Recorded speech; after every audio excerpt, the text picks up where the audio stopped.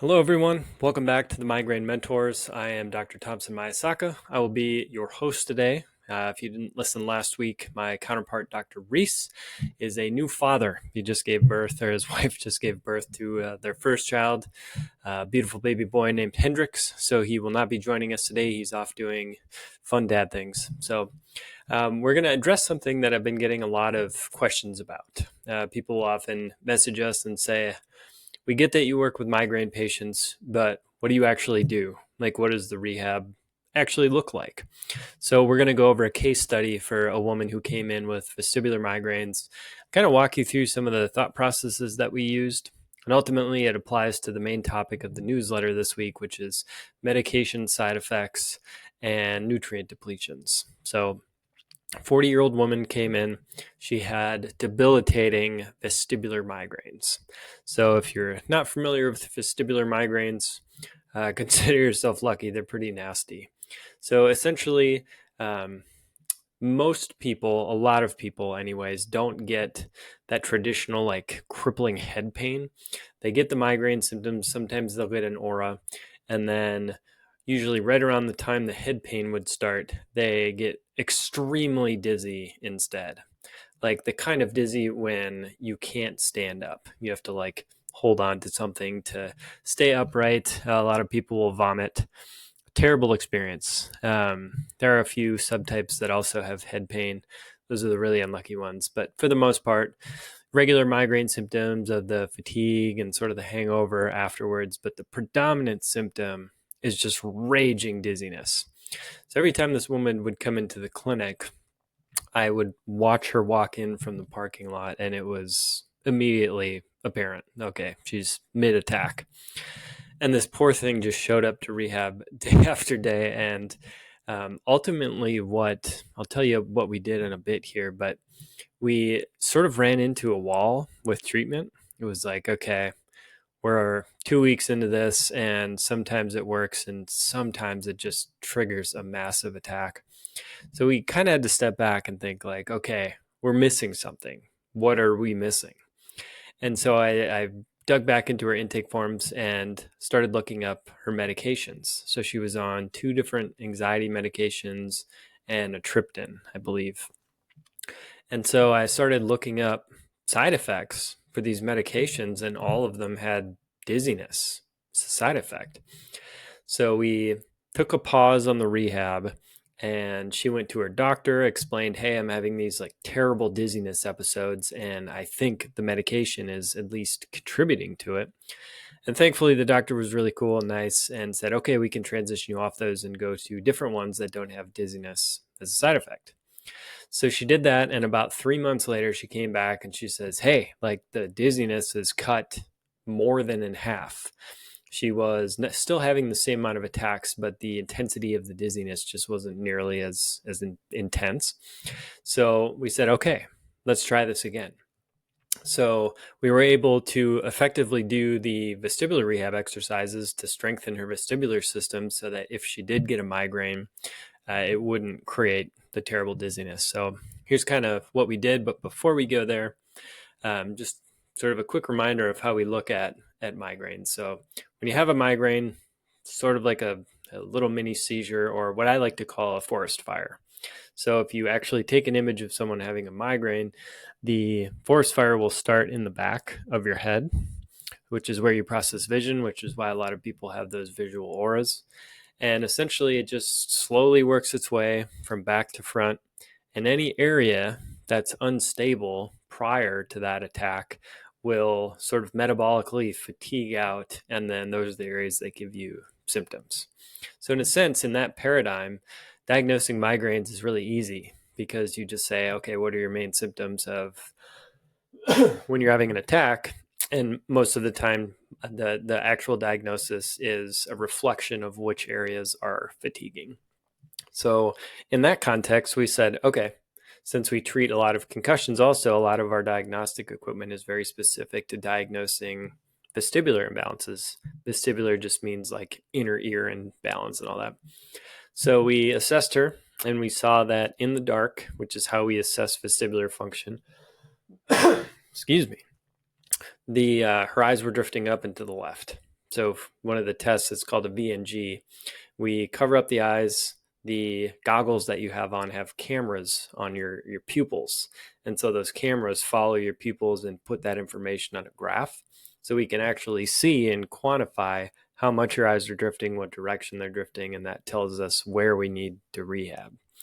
So essentially what we did, since our eyes were drifting up and left, is the whole thing kind of looked like this. So we do the exam, we find out she's kind of got some weird coordination things on her left side.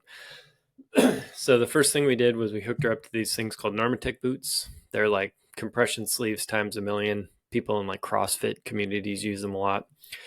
We pump blood up into her head while we do 2 rounds of vagal nerve stimulation on the left and the right side, and then use something called an SSEP, or a somatosensory evoked potential. It's basically just the thing that shocks the left side of her face, since that was the side that her eyes were drifting on. So we recover her, make her vagal system, calm the body down, stimulate the trigeminal nerve on the left side of her face. If you've ever seen that thing called cephaly, it's the little thing you put on your forehead that kind of zaps you as you're having an attack. It stabilizes the trigeminal system, which is what creates pain. So basically spend the first 20 minutes of her appointment calming her body down, stabilizing her trigeminal system, and then we go on to do a series of vestibular exercises. So the simple version of what that means is her eyes drift up and left. So we do exercises to make her eyes drift down and right. So we kind of strengthen the opposite side of it, essentially. It kind of works like a seesaw. So once her vestibular system was even, then we did more bilateral exercises. So you can't really do two-sided rehab when your eyes are asymmetric like that. So once the eyes were stable, we moved on to more bilateral rehab, incorporated some eye movements, did some more physical therapy type exercises with her neck, and then ultimately chose exercises that used all of those systems together. And so when you approach rehab like that, when you can really specifically identify the areas that are weak, specific to migraine, and just incrementally do rehab that's just slightly harder the next day, slightly harder the next day, slightly harder the next day, what you do is you create plasticity. And so that's what we did with her. She had a couple of vestibular findings, and she would get really, really light sensitive too. So we assessed the area of her brain stem that processes light. It's called the midbrain. We found a bunch of stuff there as well. So her care was mostly vestibular exercises to make the dizziness less intense, and what's called midbrain exercise to make her the part of her brain that processes light and sound more stable. So she wasn't as light sensitive during her attacks. So as soon as her medications were not causing her dizziness, we were able to get in and actually do the rehab and figure out why she was dizzy in the first place. And there's a few nutrition tweaks and supplements stuff that we've talked about in previous episodes, but really that's kind of what it looks like.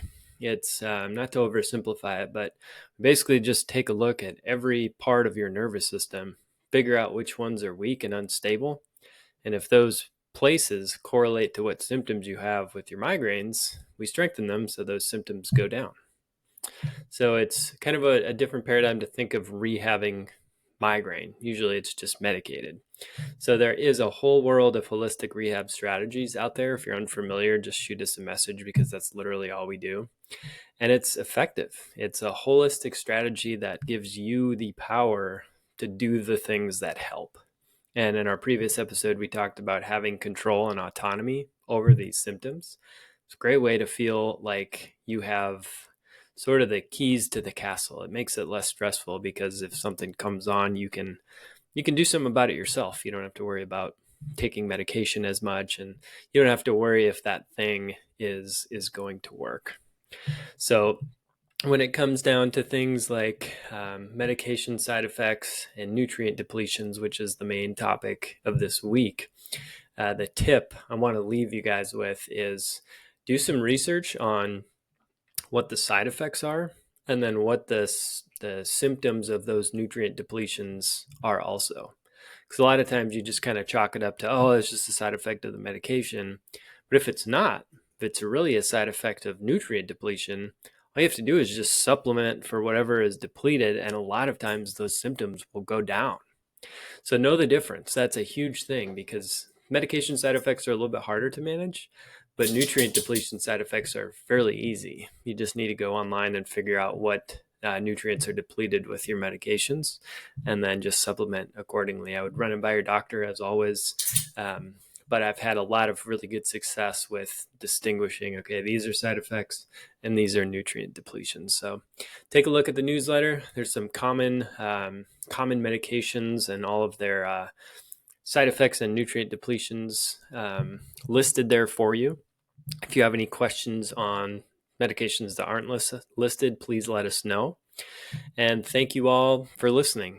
Hopefully, Dr. Reese will be back with us shortly. If you want to send him a message and say congratulations on the baby boy, I'm sure he would appreciate it.